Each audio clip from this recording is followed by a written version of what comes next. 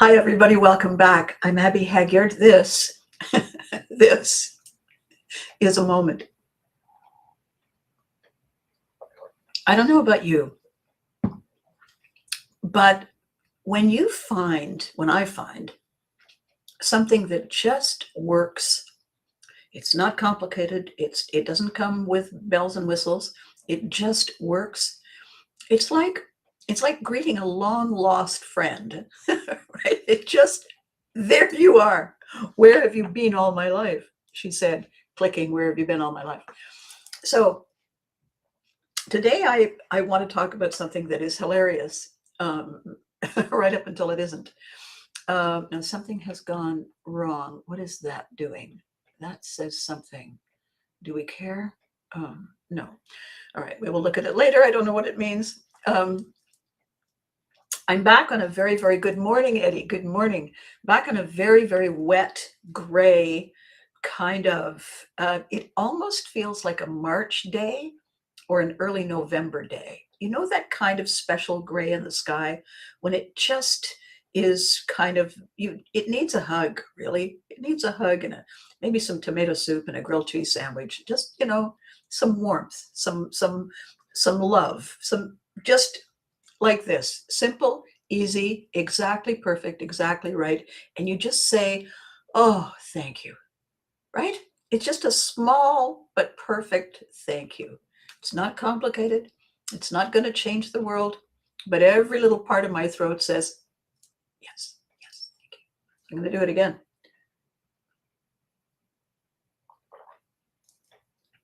Something remarkable has happened in my tiny sphere, little blink in the world, that is amazing and exciting and gratifying and all those words. Last week, something pretty darn skippy happened with these videos. I happened to say the right words. I happened to hit on the right phrases. I happened to pull them together in the right way. And Eddie was with me. And all of a sudden, there were all these people saying, hell yeah, all these people chiming in. We had more comments in one video than had ever happened in the 468 videos that I had done up until that time. Incredible. People I didn't know, people who I hadn't seen or heard from in a long time. It was at the same time I discovered that I had over 1,800 watches on my LinkedIn of that video of that week. Every single thing seemed to conspire to come into focus at that moment. And it's so incredible because it's the thing you work for. Good morning, Miss Maggie. It's the thing you work for, the perfect moment. And you know you're going to know it the moment it happens. The thing is, it doesn't come in with a marching band. It just is. 1 minute it wasn't, and the next minute it is.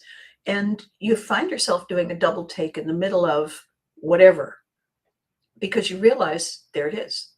And you think, did I miss anything? How long have you been here? Thank you. Can I get you a chair, a beverage of some kind? It's just opportunity found parking. Pulled up, walked inside, sat down, and said, how you doing? And we are so unprepared, even when we feel we are. Good morning. Oh, Freddie's on? All right. Good morning, Freddie. I still can't see you, but thank you, Eddie, for letting me know. So, and here's a glitch. For some reason, I can't see Freddie's posts and comments. Thank you, Eddie. Hi, Freddie. So what has happened is some little extra drop of something brought it up to full, and everyone said yes. And I said, alrighty then, we're in the boat. Now all we have to do is row. So for those of you just joining us, I'm a military kid, former military kid, only child. Both parents lost to suicide many years ago. Each time a fresh horror that you don't really parse or realize until you've come out the other side. For them, it must have been hell. They didn't leave a note. It must have been something they had to do, right? And each one of us, I have always felt, has been through something of that size. Basically, if we survive past the age of 5, we go through something that is of such mammoth proportions. We don't have the words, we don't have the emotions, we don't have the physical capacity to fully grasp it. And it's kind of like accidentally finding ourselves riding a bull. We just hang on and hope for dear life. And whatever happens, whatever comes along with us on that ride and arrives with us on the other side has become part of our tapestry. It isn't necessarily who we are or who we've become. It certainly, however, is part of what we know as our reality. It's just there. It's part of it. And when we fixate too long on anything, we lose sight of all the stuff that surrounds. And that's why I think it's such a blessing that we have this ability to zoom out and zoom in and lock on and then step back, so that we, and as Maggie and I were talking, checking our mirrors, so that we're always working with as much information as helps us, as shapes and defines where we are, what we're doing, where we're going, and why. And every client who has swum into my pond has been on that journey. Who I am, where I'm going, what I'm doing, and why. And they come across me, I think, because the universe is cute that way. And I have inherited my ancestors' navigator abilities. My ancestors were Vikings. We didn't have a written language. We told stories because stories make it easy to remember this, then that. Navigating was how we got from here to the other side. We were fishermen. We were explorers. We were pioneers. We were craftsmen. And when there was a battle, we owned our side. Navigating is always the foundation of everything. We need to know where we are. We need to know where we're going. And we need to know why. Because those 3 things are the coordinates on the map that help us define the trajectory, help us pack, and give us the purpose and the support and the connection and the collaboration tools that we need. If we don't know that, then it's a tough row to hoe. It really is. It is a tough ride.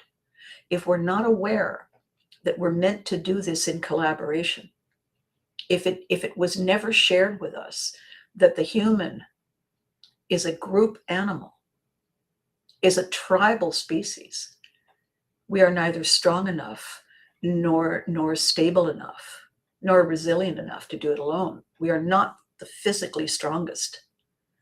We are, however, incredibly crafty and from time to time quite wise.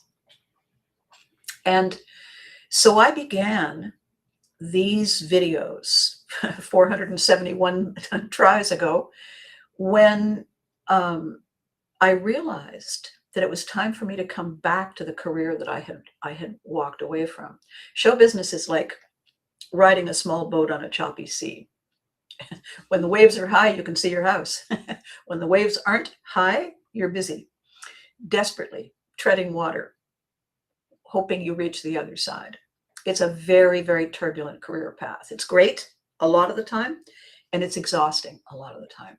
And you have to be able to shift switch gears, change direction, and focus. What I was able to do without knowing ahead of time was when all of the live and television and film and stage production had ebbed past its flow, it turns out that I could write. And it turns out that I could strategize. And it turns out that I could help people profile their path.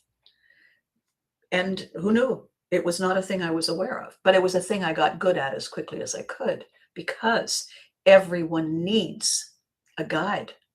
Everyone needs that second set of eyes. Everyone needs that other perspective that gives us the context, that helps us go. And so I started these videos. And the concept was, when we're ready, we shift. When we've made the decision that the comfort zone is no longer comfortable, when we realize that we've been saying it's not that bad too long, somewhere along the way, it's not only that bad, it's not good enough. And in that moment when we get that funny sound that we make, it's our turning point. And as everyone knows, a pivot is a hard turn. Pivotry in motion is the thinking process. Once we realize that we have reached that place, it is ours to own what we decide to do next, where we decide to take our little boat for a ride. And it's scary, and it's confusing. And every single one of us, more than once, has tried to scuttle back into that comfort zone. And it's really scary and shocking and disappointing and small child unhappy when we realize that the comfort zone is too small. We outgrew it. we're too this way, all of a sudden.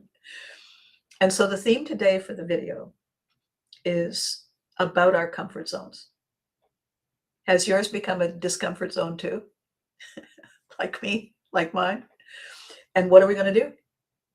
That's what this video is about today. What do we do?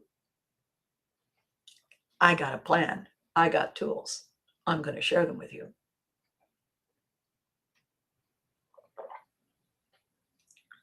One of the great things about having a career partner who became world famous is that I don't need to dip into the expense of putting billboards up saying she's back. You may remember her from. I just need to post that every so often and a few pictures. That's a great asset. That's brilliant. Here's the drawback. If people fixate on that character and think that's me, because, if you just stopped and thought about it, if you just for a second, I actually have a driver's license. Like, they let me on the roads in a fast moving machine. You'll notice she never drove. She never drove. When we had a car, she never drove. There's a reason for that. I was 3 Care Bears. Care Bears are awesome. You know what they don't do? Practical. Certainly not my bears. Certainly not Friend Bear, who was keen but clumsy. Certainly not Wish Bear, who just wished for everything. Certainly not Love-A-Lot Bear, who just hoped with all the hope you can hope that enough hugging will make it work. It's not always wrong. It's just that it's not always right. So I had these hapless, helpless, never mind resourceful characters that people kept saying, would you like to do this role? And I kept thinking, why do they keep offering me this role? And I think it was because they saw me carrying on in spite of falling sideways through doorways, in spite of people taking aim at me simply because it looked like I was having more fun than they were. And probably because I kept saying, as soon as I get up, I'm walking here. As soon as I get my shoes back on, I'm walking here. As soon as we get over whatever the hell that was, I'm walking here. Because what else was I going to do? Really? You can sit and moan, but after a while you realize that this chair isn't nearly as comfortable as it used to be. And then you realize you're hungry and you probably need to use the bathroom. Life's practicalities take our great and gothic emotions and render them real and true and ordinary. Not diminished by being ordinary. Everything is ordinary. Everything is like breathing and blinking. It's normal. It's what we do every day. We can Heathcliff ourselves all we want, but we still have to go to the bathroom, and we still have to remember to make the bed, and we still have to, oh, it's raining, bring an umbrella. No, don't bring an umbrella. It's windy. Bring a cape, bring a hood. Better yet, stay home. We forget in the up closeness of stuff that it's a big picture out there. And so my Pivotry in Motion reset, my This Is Me reset, has brought me back to my town, to the place that I love, to the people I love, and say, did you miss me? And this is what I've been doing all along. We just covered it all over in characters, and I'm just getting rid of something there. I just covered all of this all over with characters and shows and reasons for you to be curious to come and see what I'm up to. So I want to tell you a thing that got very discomfortable, and that was the never-ending surprises of the pandemic that we all experienced back in the 2019, 2021, 22. And we didn't see anything that big coming because we had never seen anything that big coming, and we didn't know what it was that we were looking at. All of a sudden it was upon us, and all of a sudden the people that we turned to for advice, the authorities, we discovered for the first time that they're just people. They're just people who get up, read the little sign on the wall that says socks first, shoes next, and then go to work. And when they go to work, their job is to do the best they can to deliver the information and make things happen. And when it's a brand new thing and nobody has an instruction book, they get it wrong. Then they do their best to get it right. Sometimes in the group, there's a couple of self-serving people who don't care if it's wrong. It's what's in it for me. And it sucks to be them, really. And it was scary. It was confusing. And for a lot of people who didn't grow up the way military brats do, where everything is brand new all the time, it was terrifying. And we all reverted to that time, that last time we felt safe. For most of it, it was the age of 5. And everybody started acting like preschoolers. Badly. Sometimes, hopefully. Mostly, are you out of your mind? And the answer was yes. You know what didn't happen when COVID ended? Nobody acknowledged what we'd been through. Nobody came up with a name for whatever that did inside our heads. There is a name for it. I suffer from it. Every military kid suffers from it. Every military kid learns to navigate it. Every military kid learns how to pack a bag for it. It's called identity trauma. Because every 15 minutes, we have no idea who we are, where our house is, and the difference between forever and 4:30. That becomes our normal. That becomes just that thing, that pebble in the shoe. But it hasn't ever been that thing for everyone. And no one knew what to do. And no one has acknowledged it. And the scariest, most frustrating, rage-filling thing is when people are either unwilling, unable, or indifferent, and don't acknowledge that we're carrying something that's a little too tough to handle. Not that they're supposed to carry it for us, but we all need to feel safe. We all need to feel secure. That's our primary, that's our emotion one. Am I safe? Is this space safe? Am I safe in it? Do you need me sufficiently? We all need that. That is our comfort zone. Until we outgrow different parts of it. We still need all of them, but we need them differently as we grow, as we become confident, as we become curious. You have to be curious enough to leave that safe sanctuary before you're willing to risk everything you had. You have to be hungry enough. And it takes a long time. And then all of a sudden, you've been hungry for how long is it? And where's the boat? And when are we leaving? And I can't be. Who wants a ride? These things sneak up on us. And for the rest of us who aren't ready, it's horrifying. Where are you going? What are you doing? What are you doing? Why are you changing? You never used to be like that. Nobody in our family has ever been like that. All of this stuff swirls around us in the midst of change. The thing is, changes all the time, changes every day. Good morning, Rhea. Good morning. How wonderful to see you. So what we're talking about today, Rhea, is change and the element of surprise. Because change likes to do that. Hi. Could you not just come in slowly? Nope. Change is sneaking up on it, sneaking up on it, sneaking up on it, and all of a sudden is all the time. You know, there's a tree growing outside your window,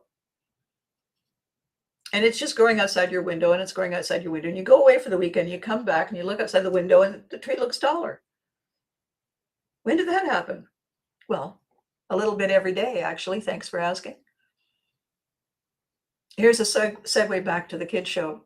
Brenda Mason, our intrepid director-producer, said to me one time, because I said to her, how do you know when a kid is, going to have to move on from the show? Because it had a very specific age window, right?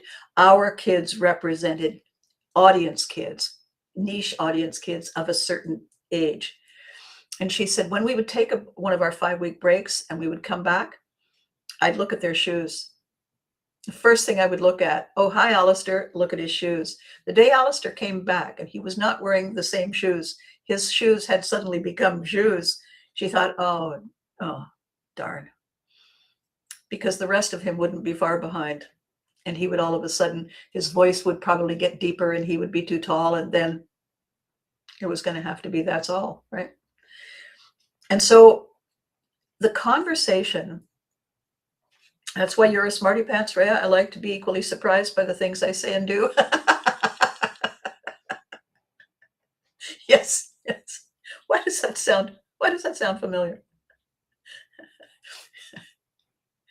Every single thing that I'm going to talk to you about today, that I've been kind of working my way around to today, is about the recognition moment.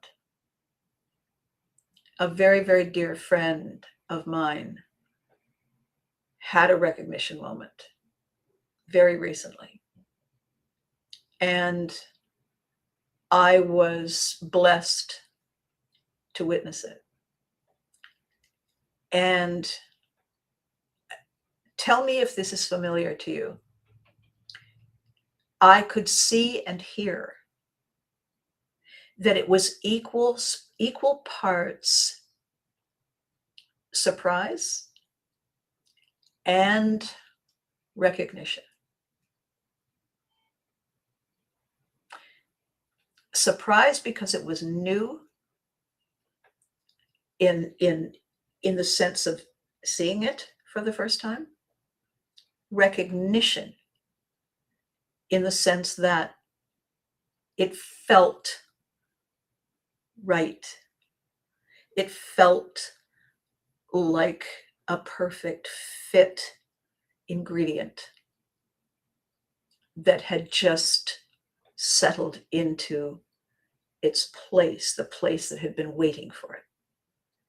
And it didn't happen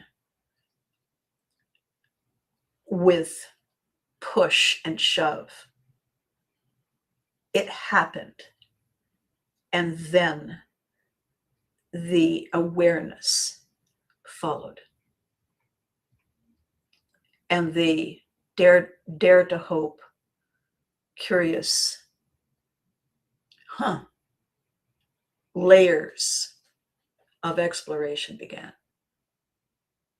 It is profound.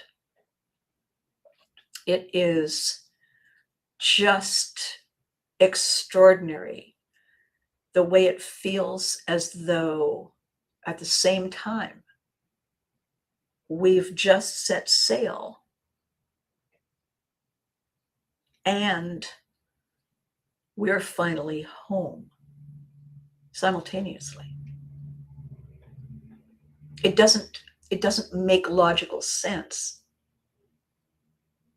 that we would feel as though we were on our way and at the same time that we had arrived and we were safe and we were in our place. We'd found our place that we'd been missing. And it is that moment. I know that Eddie went through it, and I was honored to be part of that. I know that Maggie has gone through it. Ray has gone through it. Rob has gone through it. Susan has gone through it. I've certainly gone through it. We have all made a discovery about ourselves. And we have all made a discovery that this quality in ourselves has been waiting for this moment to arrive. Like the Paul McCartney song, Blackbird. We have only been waiting for this moment to arrive. And when we suddenly realize that it is here, there's so many layers to it, and I didn't get you anything. And do I need to pack? No, we're not leaving. We're not going away from who we are. We are becoming more of who we are. We are like that wonderful story. I don't know if you've heard it. I've told it several times. The theory is that Michelangelo was once asked how he carved the famous statue of David. And Michelangelo is said to have replied, well, I get a block of marble and a chisel, and I just tip away everything that isn't David. And that's really what we're doing. We're chipping away everything that isn't us.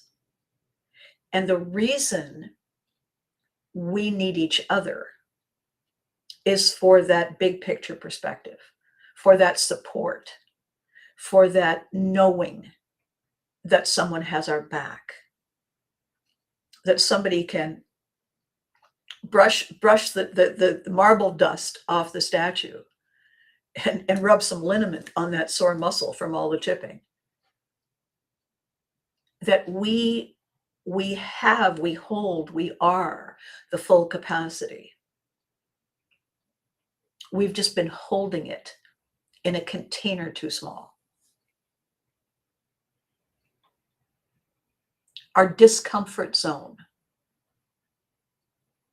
is a comfort zone we have outgrown.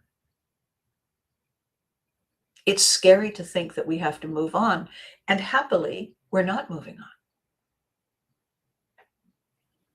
We're growing, and our comfort zone is growing with us. As long as we allow it, as long as we say, that particular storyline, that thread, doesn't apply. I'm no longer 5. I no longer wear a size 3 shoe. People no longer ask me, what do I want to be when I grow up? Probably because when they used to ask, I would say taller. I've reached full height now. We're good. Has the rest of me grown alongside? It's coming every day in every way. Are there setbacks? Absolutely. If there weren't setbacks, it would be boring. You know, when you say, oh, yeah, oh, yeah, oh, yeah, yeah, just give me a minute, just give me a minute. Okay. After a minute, you feel better and you say, it's time for a little something. What happened to just let me be here? Nothing. We were here. It's awesome. We'll be back. But now it's time for a little something, because we are always changing and we are always growing. So this business this morning, when I wrote the theme for the video, and I said, don't you hate it when you go to the closet and your clothes have shrunk without saying anything? Like, could they not let you know? You have this whole thing planned, you put it on and it's not working. I don't have enough time today to create a lot better form and a lot less substance. We need a plan 3. We need a door number 3 here. And we have this much time. What do? And what we do is we let go of the things that are irrelevant. We don't need to cling to them anymore as our validation. We don't need to say, I deserve because. We get to say, I deserve because. I bumped into somebody the other day who was really quite annoying is too strong a word. Was a waste of my effort, really. Excuse me, and I don't mean to say that in a way that elevates me. What I'm saying is, they brought nothing. They brought nothing of substance to the table. They were self-absorbed. They were negative. They were condescending, arrogant, unhelpful, and small. And I did my best for a while to work around it. And they didn't care. And I said, if you bring nothing, I did. Yes, Eddie, yes, I came face to face with a cheese doodle. You're absolutely right. Took the words right out of my mouth. That's unfortunate for them. It was, Rhea. It was, because there was no conversation to be had.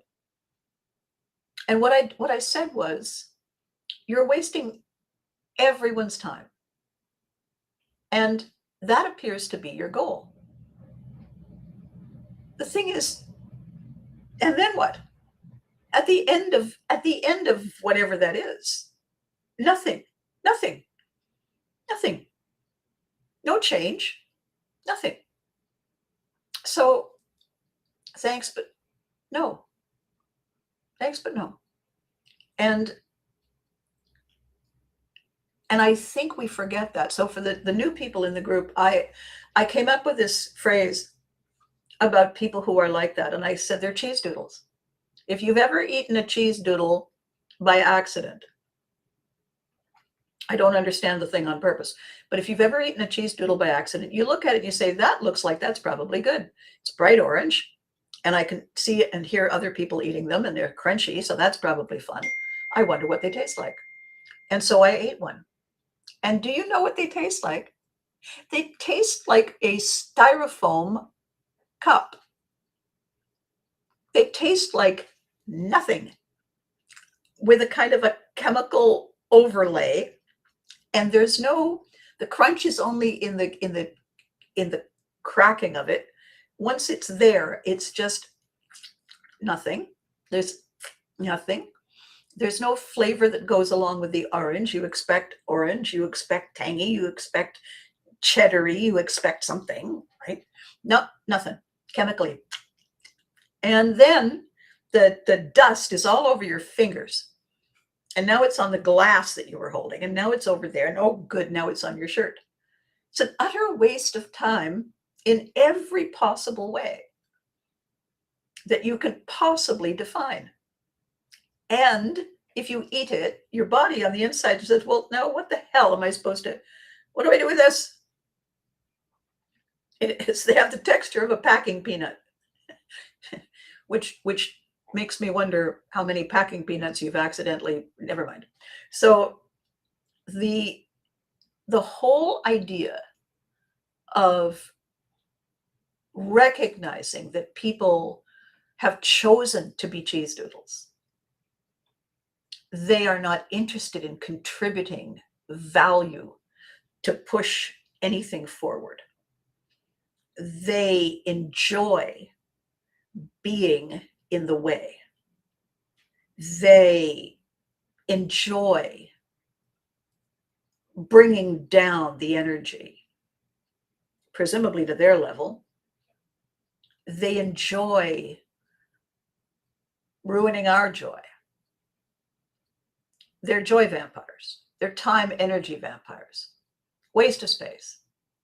Shine a light on them so they all go, ah, and say, I don't know if you're done, but I am. And so I'm moving on. Don't let the door hit you on the way out. And when there is no response, when there is no energetic response, when there is no emotion that they feed on, evident coming from us, you, me, they do move on because there's nothing there to fill the empty that they're carrying around, I guess. So in very short order, I got to witness somebody stepping into their own, and I got to witness whatever that was wandering off, leaving cheese doodle dust in its wake. And I thought that was a very full day. On the weekend, I got to go to a celebration of life, and I was really gratified, overwhelmed, touched that I was welcomed into a very close family group. They knew me kind of as a satellite around them over the years. They hadn't seen me in a while because I had moved away, and now I'm back. And they were remembering their memories of things that I had been doing that they became part of peripherally. And I was greeted like a long lost, important ingredient for them. And that was incredible. I'm an only child. My relatives are far flung. I have you. I have my created family. And that's amazing. These people, when I showed up, the daughter said, oh my God, you came. And I said I would come. I said I would come for you. I'm here. This is what villages are for. We come together. So the theme today, the conversation today, and I know I'm navigating this way in the wind, is that I want to talk about this village that we are creating, that we already are without realizing it. And I want to be very specific about the concept itself. A village has a limited reach of people. I read a study somewhere that we can recognize 100 people easily, and then we have to blink and create another 100 and another 100 and attach them together. But our capacity, our human capacity, for easy recognition is 100. And really, when you think about it, that is the definition of a village. It's the definition of a tribe.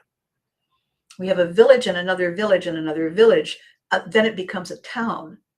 But we still live in our village neighborhood. We still revert to, this is my turf, this is my territory. And the beauty about doing these talks together, we soon have to figure out a way that I get to see you the same way you get to see me. The beauty of these talks together is that it feels like that. To me, it feels like it's close-knit. I see the comments. I see the faces. You know, the last video, Jared popped in, and I haven't talked to Jared. I haven't seen Jared face to face in 10 years. We've back and forth. And he was part of a documentary film crew that came to the book launch of my book called Fame. I haven't seen him since. I've seen his updates on social media, which is a blessing. But there he was. Hey, Abby. Jared, how are you? Yeah, it's been a while. And it felt like he was in the next room. It felt that close. It felt that village. And the reason I think this is more important now than ever is because there is a downside to social media. And that is because we don't touch each other, because we don't physically see the closeness with each other. For a lot of us, it's difficult to maintain that emotional, resonating, energetic connection. It's hard because we've never done it before. We were not raised that way in our ancient emotional brain. Our ancient emotional brain, it's in the present tense, and it still thinks there's only the one tribe and the one cave.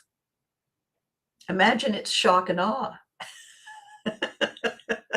if it suddenly saw, I don't know, the view from an airplane window. What is that? And so we are learning to navigate differently, and we make mistakes. The challenge is recognizing that they are normal, natural mistakes. I stopped being embarrassed by my mistakes a long time ago because far too many people saw me make them. Hi, how you doing? There's nothing you can do. It's not that I'm a failure as a human being. It's that I'm still learning how to navigate doorways. It's just a thing. So social media is not human touch friendly. No, it isn't. But it is definitely brain to brain, heart to heart, idea to idea, extraordinary. And I have made so many amazing connections like that would never have been possible before. Do I miss the hug? Yes. Would I trade a hug for all of the amazing collaborations? No. I'd like both if I can. But the connections and the attachment and the understanding as humans living in far-flung places. I love that moment when I'm talking to somebody and I'm saying, oh my God, you too? And they're a kabillion miles away from me. I love it when you get on a video call and you say, oh my gosh, you're left-handed too. Those are awesome. And that is only possible because of technology. So, and I am certainly not, in the dictionary under tech savvy. Yeah, it's not my picture. I'm over there waving. And tech savvy is going.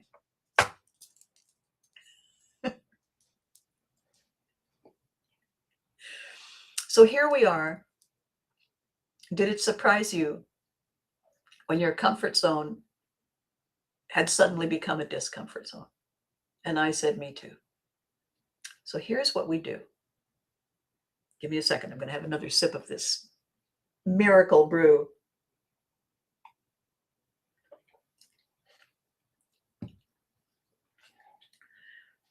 A comfort zone is a set of habits that became automatic because we did the same thing at the same time, in the same way, regularly. After a while, it becomes inevitable to believe that process, whatever that process is who we are. It's how we are. It's what we do. It's our normal. And the fact is, that's incorrect. We are not the things we think. We are not the things we do.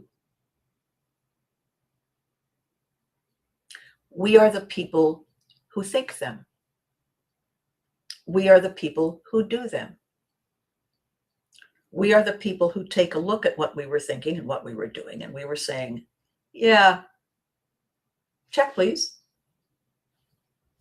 When we recognize that they no longer do for us what they used to do.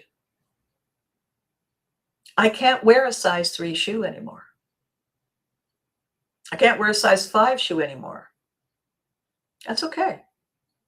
I got a whole bunch of really awesome size 7.5 shoes.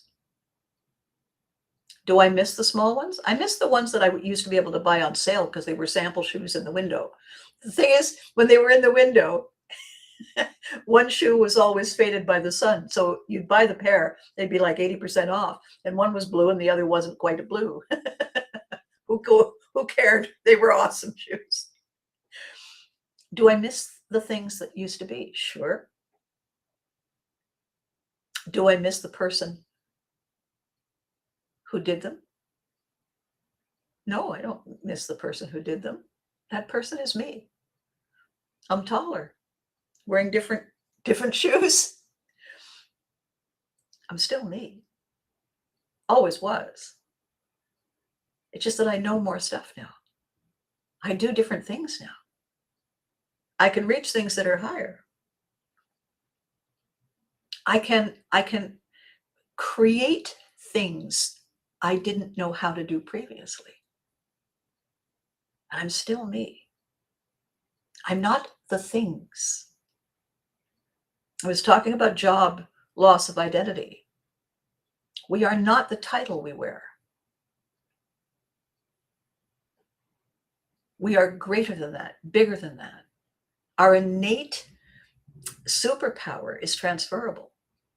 Whatever that thing is that we bring, that Maggie brings, that Rhea brings, that Eddie brings, that Freddie brings, that Jared brings, that Susan brings, that all of us bring, is transferable. We find ourselves saying, hi, Stanley. Good to see you. Good to see you. What we are all coming to terms with is it feels like things are speeding up. They're not.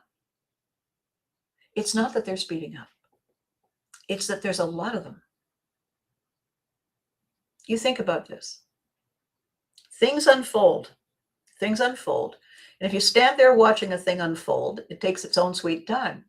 What's that thing? A watched pot never boils? Yes, it does eventually. But after a while, you say, oh, for heaven's sakes, and you go away, and you take 10 steps, and the pot goes, and you realize it's what? And you come back, and the pot's going. So if you watch one thing, if you focus on 3 things, if you have 10 things under your control, and you can see everything they're doing, you can see in detail, they don't appear to be changing. They don't appear to be growing. They don't appear to be achieving or reaching.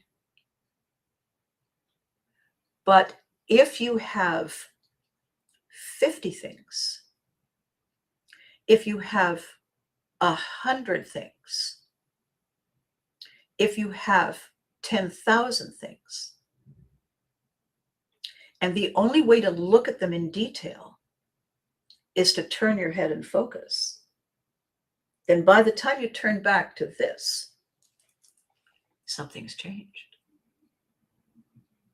Now, if we'd stayed focused on it, it would have changed, but we wouldn't have noticed it because it would be so slow and so small and so incremental.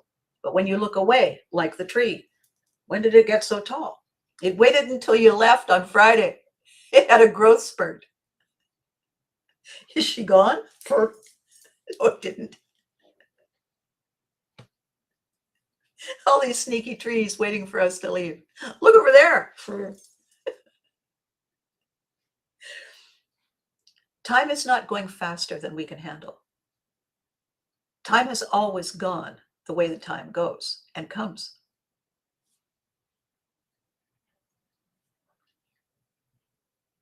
There's a great expression, life is what happens when we're busy making other plans.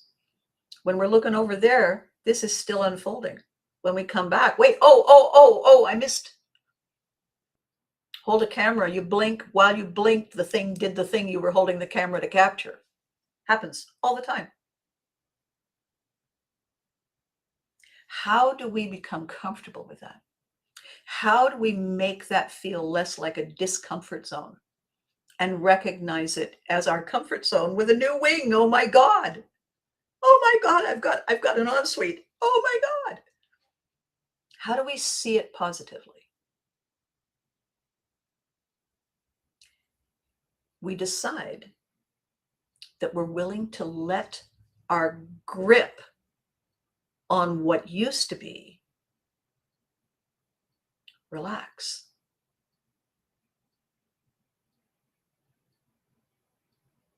We decide we're willing to say, truth to tell, I wasn't that crazy about it in the first place. Then why were you hanging on? And this really is the heart of it, my lovelies, so pay attention.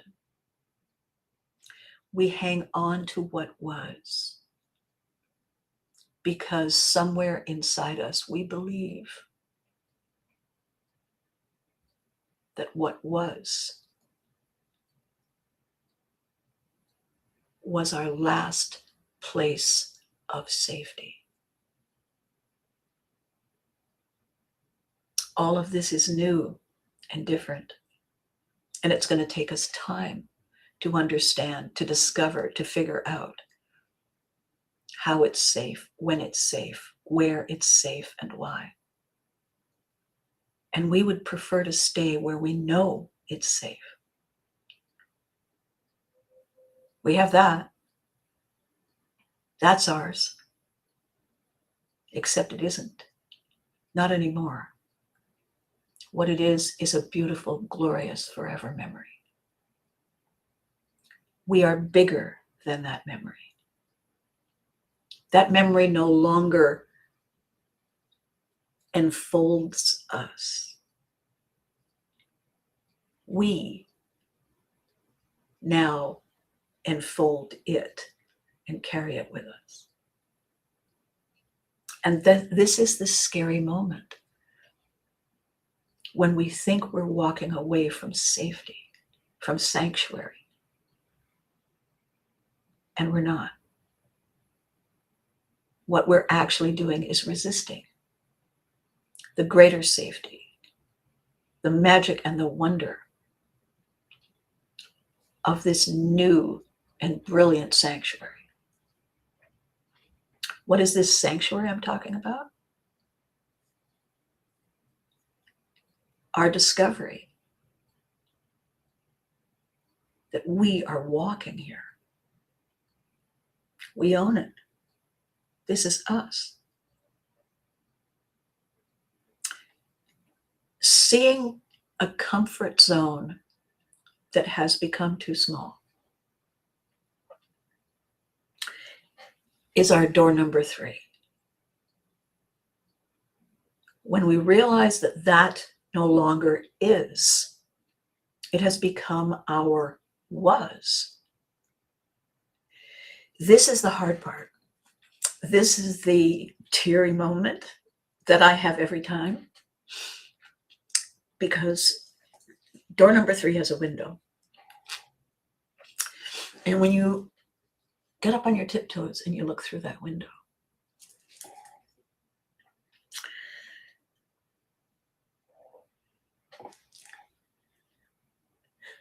what we're looking at is us together, us being and doing and living our infinite possibility. And that is never too small, because infinite possibility is a size that fits all. So discomfort zone is not a disappointment. Although it is if it was that jacket that was going to go with those shoes, granted. I once went to an event with a jacket I couldn't wear because, God damn it, I had the shoes. And I walked in and somebody said, "Why did you bring a jacket?" And I said, "I brought the jacket to show you why I'm wearing the shoes." I carried it with me all night. People thought I was out of my mind. Ask me how little I cared. Because every time I said it, people said, "Oh my God, I have a jacket just like that at home." "You do?" "No, not that, but it's too small." And I said, "Bring it with you. Maybe it'll fit me."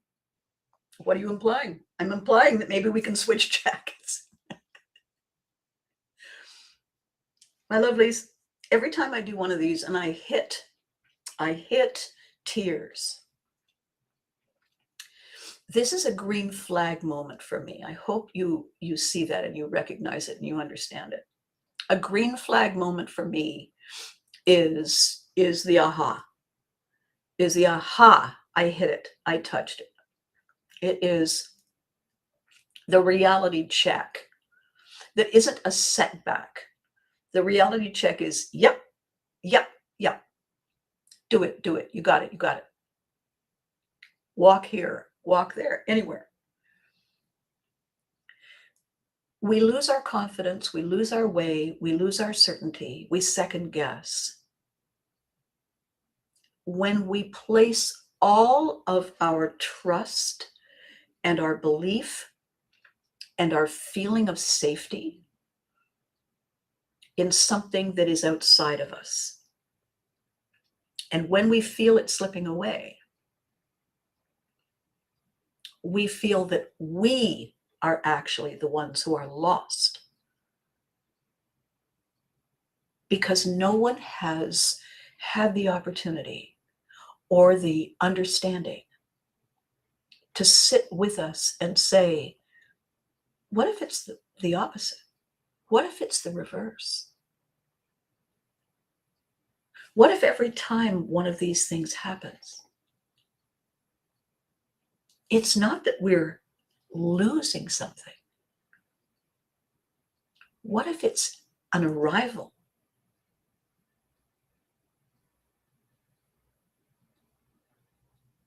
A friend of mine many years ago said, there are 3 sides to every coin. And I said, I've only heard of 2.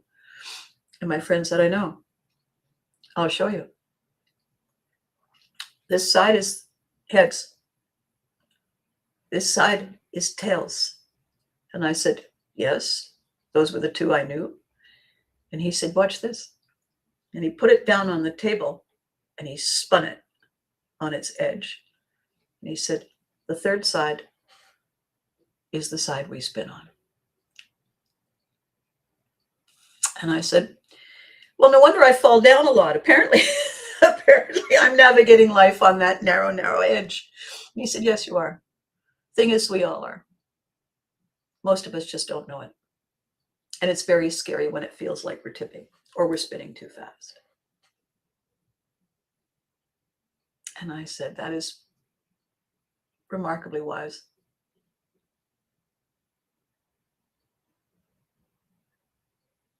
When you suddenly see that you're ready, it means you've been ready for a while and you were just busy. Eddie, your walking here moments aren't going to be filled with new responsibilities. Your walking here moments are filled with you doing what you do. Just over there instead of over here. It's exactly the same. Somebody has looked at you and said, oh, thank goodness. Here, hold this. That's all it is. When I decided that I was going to do Pivotry in Motion, when my fabulous, incredible business partner, Gary, said, let's introduce the lion effect. Let's talk about what it means to step into our power. Let's talk about the cheese doodle elements in our lives that we give too much power to. We'll call them the jackals. When Maggie and I were talking about the pitfalls that her industry falls into, and I said, it's the 5 eyes, you know? You can pick any combination of the 5 eyes. And she said, and those are, and I said, well, ignorance. If you're ignorant, then probably there's a level of incompetence. There may be incapacity. If your ignorance and incompetence are aggravated by the fact that it's not your superpower, then you've got incapacity. And those can get in the way as firmly and as strongly and as unhelpfully of the other two as the other two. And the other two are indifference and intention. And those are the real jackals, the real cheese doodles. They're not prepared to show up. They're not prepared to lean in. And they're going to do their best to ruin it for you. So those 5 are with us all the time. And we occasionally run into them. And somewhere along the way, we say to ourselves, that's a discomfort zone. I may have felt that it was my calling to help people, to guide them. And then I grew up a little and I realized that we can't help or guide anyone who isn't ready, who isn't willing, who isn't excited to learn how to be able to contribute, to grow, to thrive.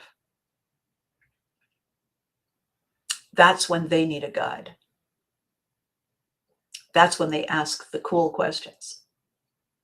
That's when we are all together doing what it takes to get to the other side. So what is the hack? And I always leave you with a hack, with a tool. And the one today is kind of weird.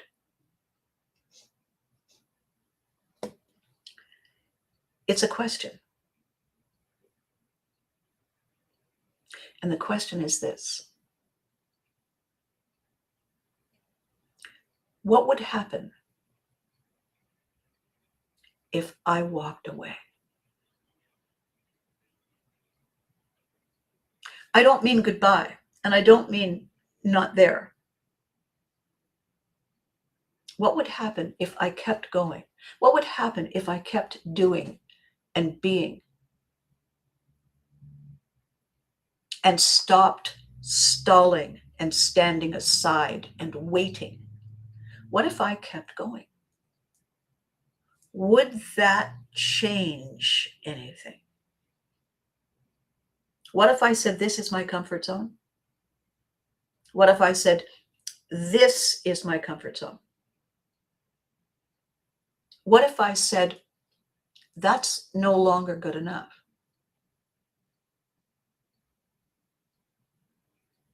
That is that bad. What if I said, I'm with you when you're ready. Join me anytime.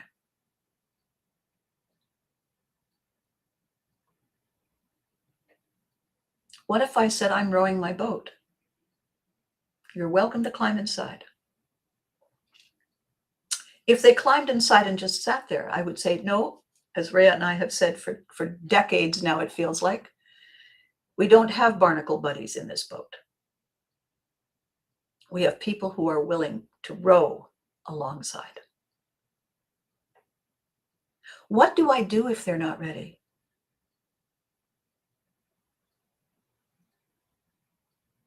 It turns out there is nothing I have to do. There is nothing I need to do. There are things I would wish to do, which is to help them, to galvanize them, to point them in the direction. The thing is, our journeys combine. Our journeys align. At the same time, they are our separate journeys. It's because they are distinct and unique and separate and fabulous that this works. It's because what they bring and what we bring make a brand new, brilliant thing. It doesn't mean we walk away from our identities. We don't pretzel ourselves to align. We don't pretzel ourselves to be good enough for someone else's standards. We don't have to fit in their box, their version of us. We are who we are supposed to be. Together, it's magic.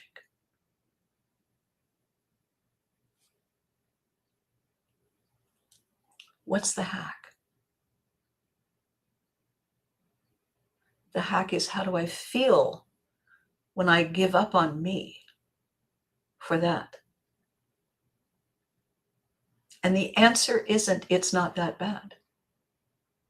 The answer is on a scale of 1 to 10. How do I feel when I give up on that? How do I feel? Eddie, we had this conversation. Oh my God, we had this conversation. I said to you on a scale of 1 to 10, how do you feel about what's happening at that other job? Do you remember? And it hit you like a sledge. It didn't feel great. There was an adrenaline and there was an urgency and but it was not great. It was anxious energy. Do you remember that? That just popped into my head just now. Oh, Rhea, thank you. The thing about, those who want to grow, it's not about bravery so much. It's about, if I want to grow,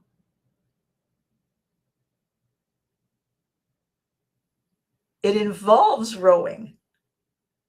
If I want to see over there, it doesn't involve standing here. The math isn't mathing. Because for a lot of us, brave feels too much. Brave feels too hard. Brave feels too big. And we say, I'm just going to need a minute. The thing is, we don't need to be brave. We simply need to be our real version of me. Not someone else's expectation. Not the pretzel we're prepared to be to fit into whatever that is. Sometimes I'm walking here is solitary, but not for long. It's never solitary for long.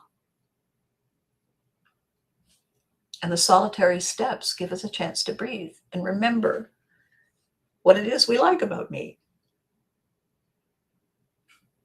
And all that other stuff, that cheese doodle stuff. Yeah, well, we need to take that to the dry cleaners. So this was long today, my lovelies, but I think it was important because we are all at turning points when we least expect it. And what I know, absolutely, not a belief, I know that there are many times when this is not doable alone, because we cannot, at the same exact time, see everything 360.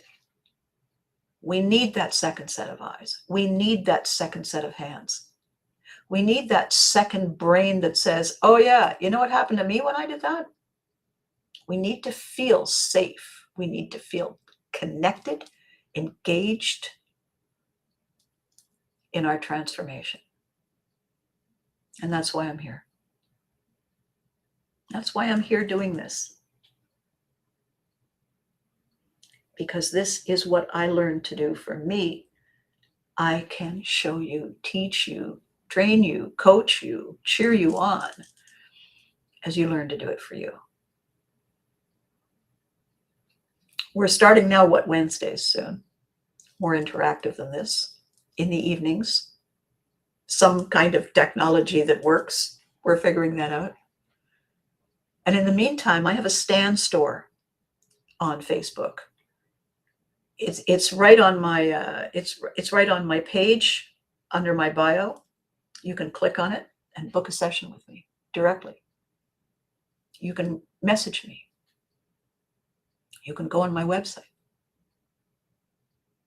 You can say, I don't know if I'm ready. Tell me what this does and is. Tell me how to make it work for me. And I will. Okay. Long session. I am sorry if it cut into your time. I think this was necessary. So between now and next week, there are things unfolding, things happening, things to celebrate, things to ride, override, repattern. And we're all in this together. All of us. It takes a village, and we're building it together. Be good to you. You deserve it. Thank you for making this a reality. Without you, it's a rehearsal. It's me talking to a lamp, which has been known to happen. Remember to hug your loved ones, because they deserve it too. I will catch you